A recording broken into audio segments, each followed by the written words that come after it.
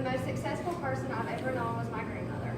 I called her Mag. She wasn't very wealthy, but she lived comfortably doing a job she enjoyed.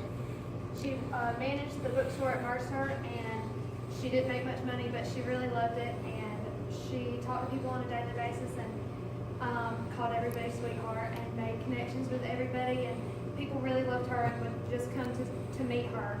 Isn't that successful? She enjoyed and loved her family. She was married to my grandfather for 47 years. She had my mom, my uncle, and my aunt, and she had 5 grandchildren, and she loved us all a lot. She took us to Myrtle Beach every year where we played Scrabble, and we didn't go to the beach much because she didn't like getting a tan. She went to bed each night knowing how much she loved her family and how much we loved her. Isn't that successful? She had a great sense of humor.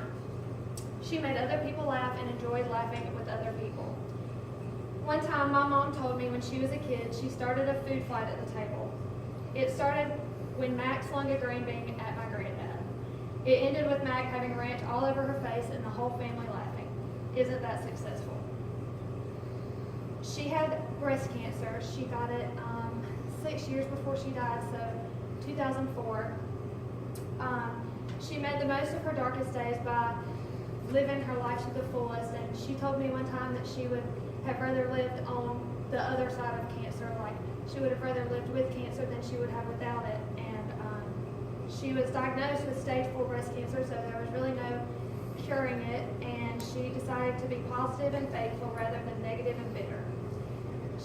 She and my granddad took a trip down the West Coast, and she never missed a dance recital or a softball game that any of us were in, and she had 5 grandchildren that lived all over the United States, so that was kind of hard.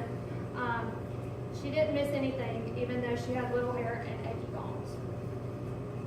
When strangers would stop and engage her in conversation, she took the opportunity to tell them what God has done for her and how her faithfulness has got her through. Isn't that successful?